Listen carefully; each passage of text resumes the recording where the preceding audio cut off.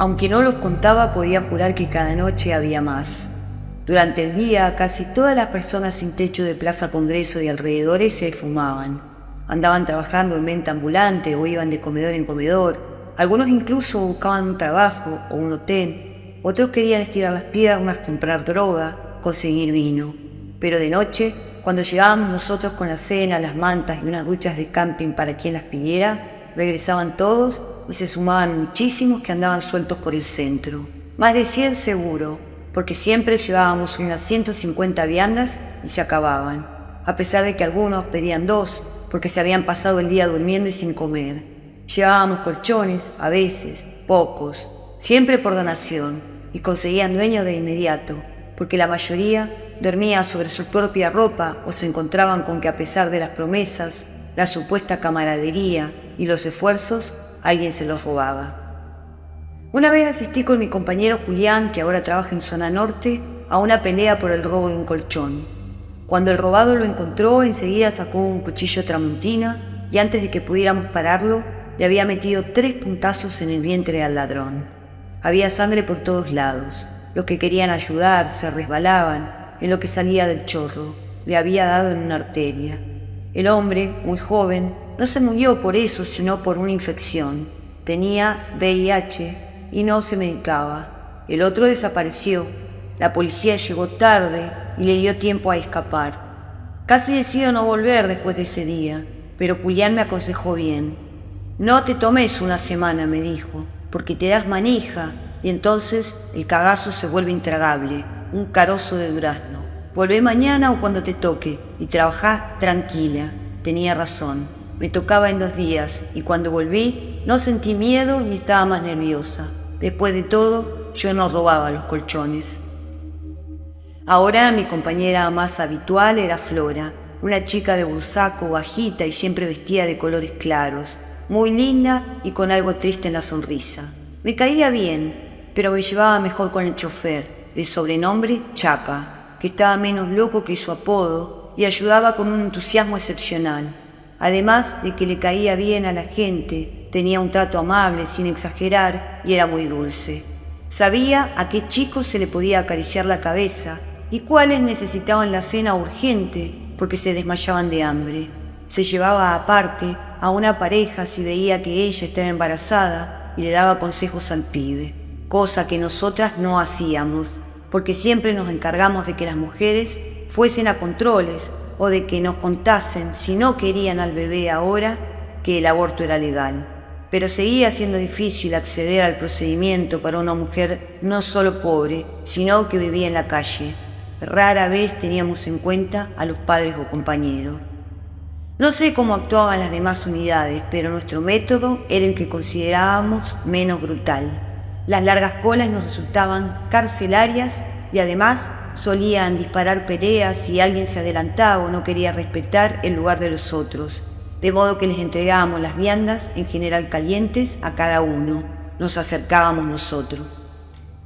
Para los chicos había especiales. Cuando yo empecé a trabajar usábamos una olla popular y cada uno su plato, porque no quedaba otra.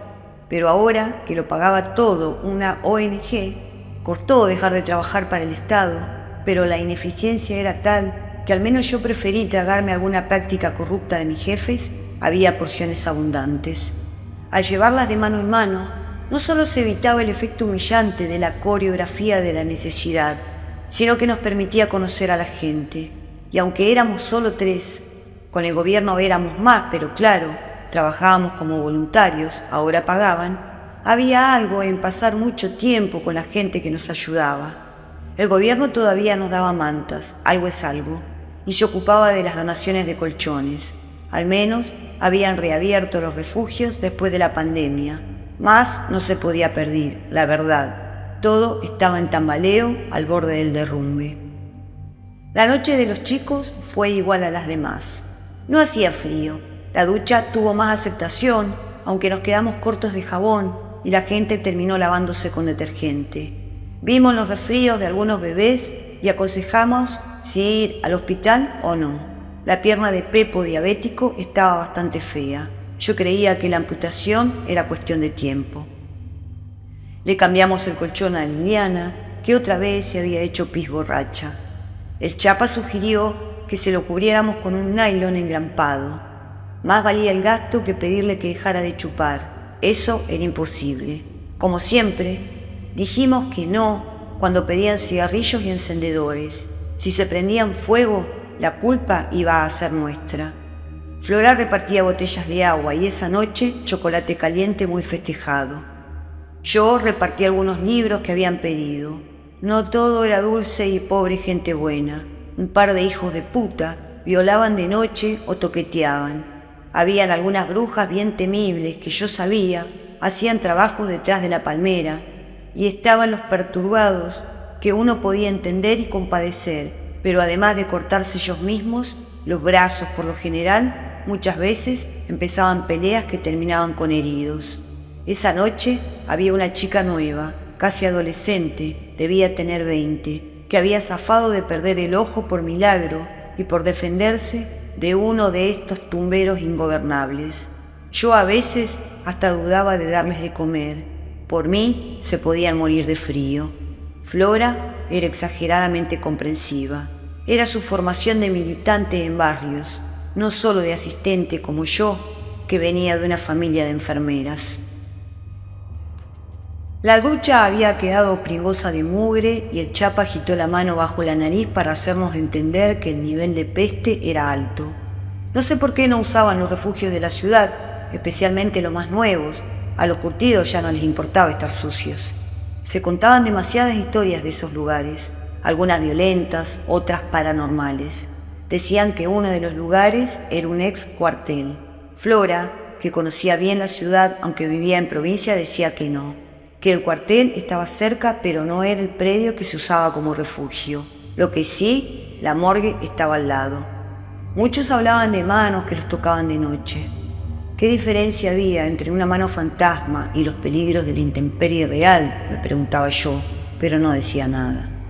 También tenía mis miedos, así como Flora tenía sus silencios y sus tristezas que respetábamos. Yo la veía llorar o la escuchaba, y algunas veces era de pena y compasión, pero otras lloraba porque estaba conmovida y sensible. El Chapa me había dicho que vivía en Bursaco, porque estaba acompañando a su hermano en un tratamiento. Una quimioterapia, dijo el Chapa, y se santiguó, y yo le pegué un codazo en las costillas para que no fuese un tarado, porque si las enfermedades se pudiesen evitar con los rezos. No sabía mucho de los padres, pero sí que estaban muertos. Eso es saberlo todo, pedazo de bestia, le dije al oído. Son huérfanos y el hermano se está muriendo. Claro que está sensible. Me extraña que trabaje acá, es deprimente. Flora es buena persona, no como vos, que sos una yegua. Me reí. Un pedazo de yegua, dirás, y le pasé las tetas por la cara. Me gustaba el Chapa, la verdad, y no sé si era mutuo, pero estaba segura sin duda alguna que era uno de esos chongos que si una mujer los seducía, eran incapaces de decir que no. Como siempre, hicimos la ronda con las bolsas de basura negras para que la gente tirase los platos, los cubiertos y lo que necesitaran desechar, en general pañales y toallitas de menstruación. Casi nada más, guardar cosas era lo fundamental, nada sobraba. Nosotros no repartíamos ni jeringas ni pañales ni objetos de higiene íntima. También podían causar peleas. Si otra ONG se las proveía, era una cuestión diferente. Y muchas de esas cosas, incluidos los preservativos que nadie usaba igual, se las podía dar en el hospital. Flora había insistido en sumar esos ítems. A lo mejor había una manera de hacerlo con alguna lógica de cantidades mínimas que no promoviera el saqueo. Subimos las bolsas, cerramos las duchas y miramos las viandas sobrantes. Había apenas 6. La cantidad seguía siendo de unas 150 personas, pero que se mantuviera en esa cifra no era un alivio, era una meseta que solo podía crecer. El Chapa preguntó si podía encender un cigarrillo y le dije que sí. Ya estábamos casi listas. Flora se puso a armar un porro y yo me cerré la campera y me solté el pelo con las manos limpias, higienizadas con alcohol. Tenía frío y me sentía rara. Me había parecido ver algo acercarse a la camioneta, pero debían ser perros. Cuando el Chapa puso en marcha la camioneta, escuché los golpes en el vidrio de atrás. Miré por la ventana. No abrí. Sabía por experiencia que esos minutos antes de la partida podían ser complicados. Alguien que reclamaba una segunda vianda, alguno que había llegado tarde al reparto y estaba enojado, otro que quería ser llevado a algún lado, alguna mujer furiosa porque tenía problemas de salud y no le habíamos traído la comida apropiada, o cosas peores, un robo, alguien medio chiflado, violencias de madrugada. De vez en cuando, si solo se trataba de uno que llegaba tarde, le dábamos su vianda, pero primero tenía que asegurarme. Había 2 chicos afuera. Al principio me alivié, pero después los miré bien y el miedo que sentí no pude explicarlo después y no pude explicarlo entonces y no puedo entenderlo ahora. Estaban mal, eran el mal. No hay palabras para la sensación que producían. Yo no soy supersticiosa. Sé que hay cosas raras y que mucha gente las cree, pero me resultan ajenas, pura incredulidad. Pero esa noche el cuello se me endureció al instante y entendí a qué se refería la gente con piel de gallina, con escalofríos de terror, con los pelos de la nuca erizados. Eran 2 chicos, de unos 6 u 8 años, uno de cabello oscuro y el otro de color cobre. Los 2 estaban peinados con raya al costado y gomina o gel, hiper prolijos, como niños antiguos. Y la ropa también estaba equivocada. Les alcancé a ver los mocasines y los jardineros de tela marrón sobre camisas blancas como tiroleses. No parecían disfrazados, sino inadecuados, de otra época, pero no eran fantasmales, carne y hueso, piel que se veía en sus detalles bajo las luces de la calle, el más grande moreno y el más chico pálido. No flotaban ni eran transparentes, solo estaban demasiado quietos, no parecían hermanos. A pesar de que temblaba todo el cuerpo y el vientre me gritaba que no lo hiciera, abrí una ventana. Estaba segura, pero la razón me decía que podía equivocarme. Quería equivocarme. El moreno dijo: «Señora, ¿sería tan amable de dejarnos entrar en su vehículo? ¿Puede abrirnos la puerta?» ¿Qué chico de 8 años que vive en la calle habla con esa corrección? «¿Arrancamos?», preguntó el Chapa a los gritos. «Dame un segundo», contesté. Flora seguía con su porro, que armaba con lentitud al lado de una de las bolsas de basura. No me prestaba atención. «¿Quieren comida? Ya les paso». Se miraron sorprendidos, como si el truco no les funcionara. Yo temblaba tanto que me castañeteaban los dientes. Flora preguntó qué me pasaba y le dije que tenía frío y que me alcanzara 2 viandas. «Por favor, señora, déjenos ingresar al vehículo», dijo el más bajo, no sé si llamarlo el menor. Flora quiso saber si eran nenes. No le contesté porque no podía hablar demasiado y además porque no lo sabía. Decir que tenía la boca seca sería una estupidez. No era una boca, era un desierto al mediodía. Me costaba respirar por la velocidad en las inhalaciones, hiperventilada. Jamás me había sentido así, ni cuando un ex me amenazó con un cuchillo en una quinta los 2 solos. De ese ex me podía defender, podía hablarle, podía escapar. Estos chicos, lo sabía con una certeza de enorme lucidez, iban a traer algo peor que la muerte si les abríamos. «¿Por qué quieren entrar?», alcancé a decir como en un trance. «Son 2 pibitos, abriles», dijo Flora levantándose a ver. «Déjame manejar esto», le gruñí, y ella con su buena conciencia: «Son pibes». Entonces el más grande levantó la cara y le vi los ojos. Eran negros. No había esclerótica, ni pupila, ni iris. Eran relucientes y de obsidiana, como si estuviese ensayado. El otro también levantó la cabeza. Tenía 2 huecos negros donde debían estar los ojos, pero los agujeros reflejaban las luces y me reflejaban a mí. Flora estaba a mi lado. Cuando la vieron bajaron la cabeza haciéndose los modositos. «No estamos armados, no podemos entrar si no abre la puerta. No lo haga difícil». Cuando vi que Flora amagaba abrir, la empujé de una manera bestial. La cabeza le dio contra el metal de la camioneta y me gritó: «¿Qué te pasa?», además de un rosario de insultos. Se levantó rápido y cuando le cerré la ventana en la cara a uno de los chicos, le escuché decir con su voz sin inflexiones: «Nuestra madre vendrá a recogernos después, esto terminará pronto». «Arrancá rápido», le grité al Chapa. Me hizo caso. Percibió el horror en mi voz, que a mí también me sonó distinta, destemplada. «Eran pibitos, ¿estás loca?», me gritó Flora. La agarré de su remerita celeste con flores de pelotuda buena persona. Tenían los ojos muertos, nena, muertos. «Ay, por favor, una mierda, por favor», grité, y me puse a llorar como una criatura. El Chapa nos avisó: «Alguien está corriendo la camioneta, me parece».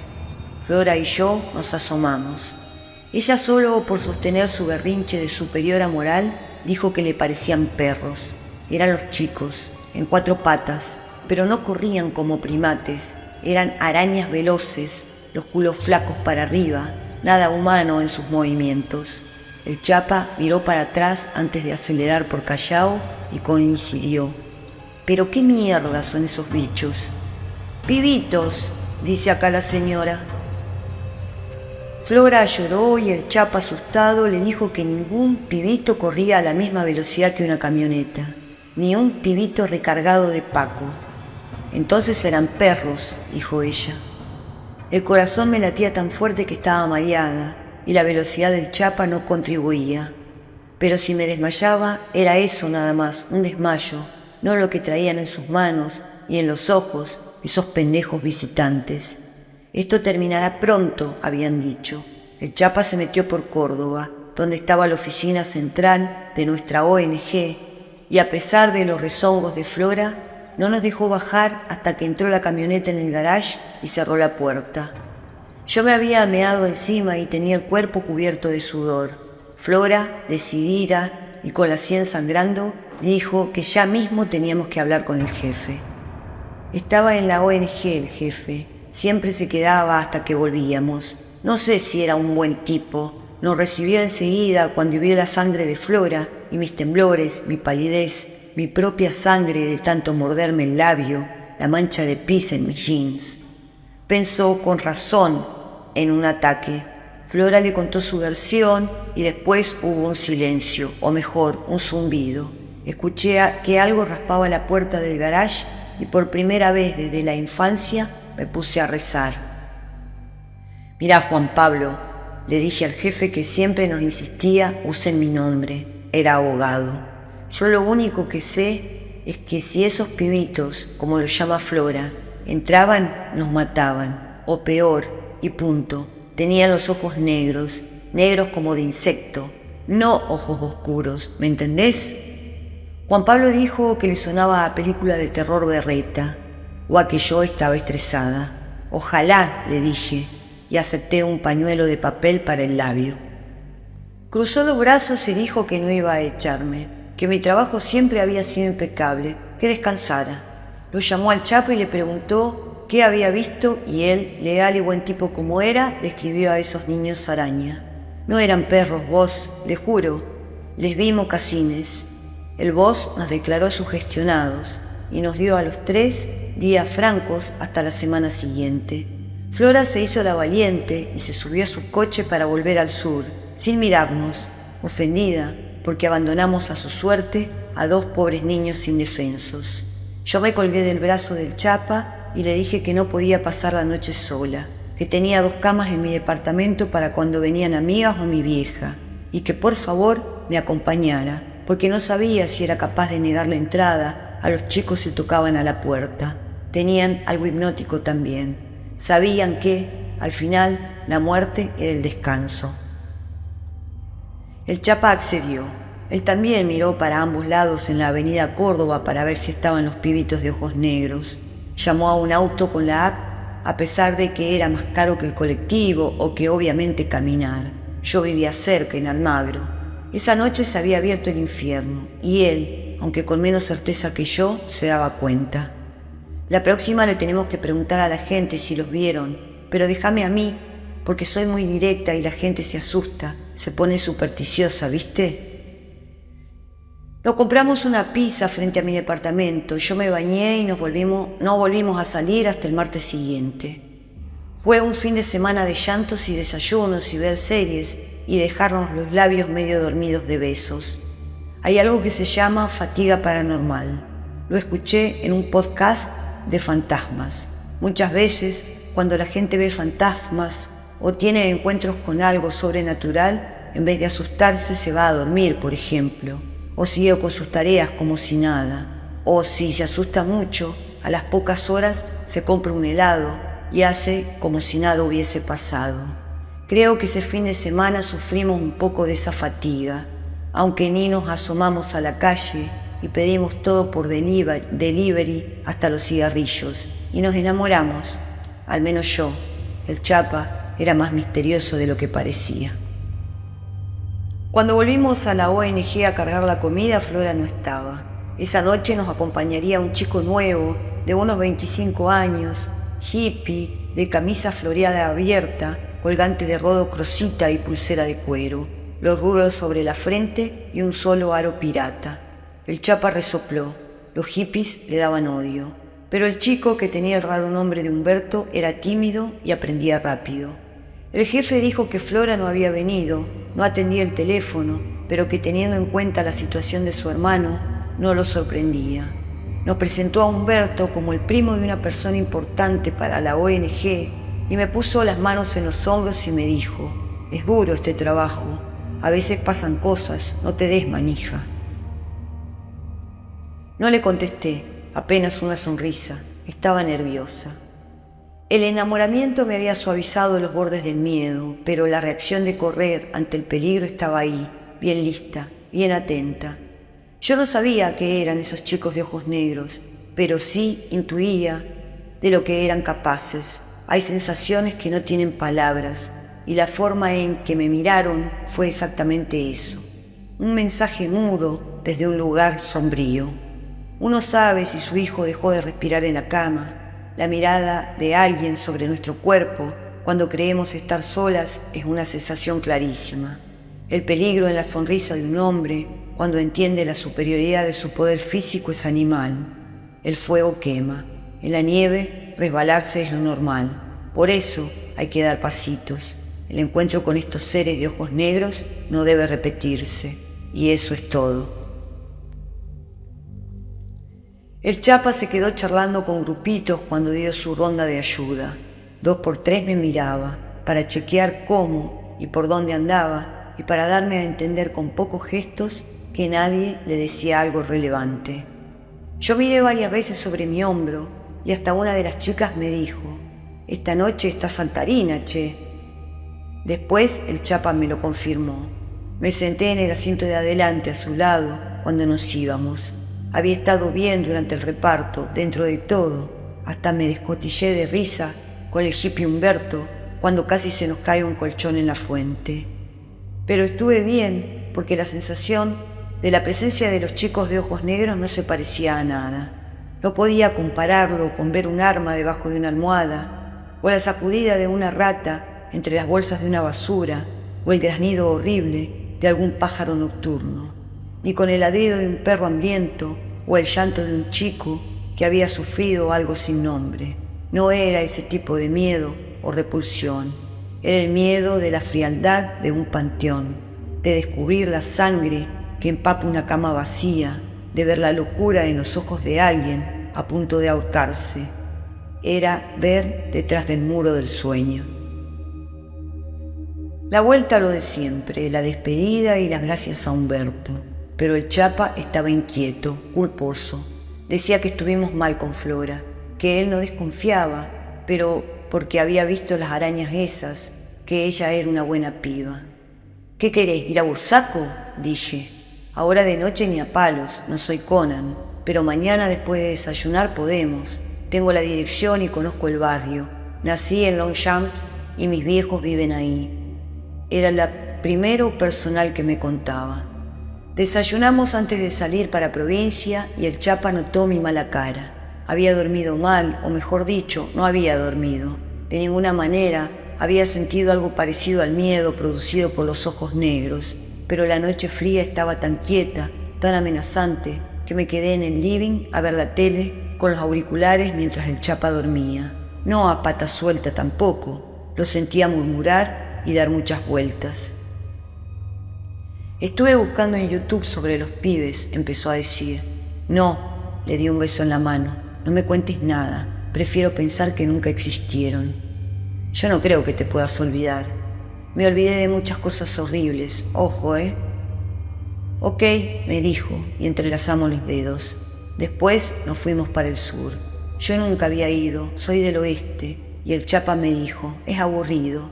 Hipólito Yrigoyen derecho, nada para ver tampoco, era verdad. Supermercados y pizzerías y parrillas y fábricas abandonadas y algún club todo gris, descuidado e idéntico. Seguro, adentro en los barrios y las villas había vida, pero en la avenida nada, cemento del páramo. Preferí no mirar más y buscar algo en la radio. Los silencios con el Chapa no eran incómodos, una buena señal. Llegamos en poco más de una hora a lo de Flora. La casa era linda, bien clase media conurbana, con un patio grande adelante, macetas, reja alta, piedra, mar de plata, teja, puerta de madera. Una casa de los 70, la de los padres muertos, bastante triste. No le habían puesto ninguna onda afuera, apenas algunas plantas medio mustias en los canteros. Era entendible. El Chapa fue a tocar el timbre y se quedó en seco. La reja estaba abierta, pero era una abertura sutil, una endija. Tenía la mínima abertura deliberada, una señal. Sé lo que sintió. Yo no salí del auto porque también lo sentía. Era como me imaginaba la radiación, silenciosa y cancerígena, rompiendo todo por dentro, sus vibraciones inaudibles para un humano. ¿Gritarían los chicos de ojos negros?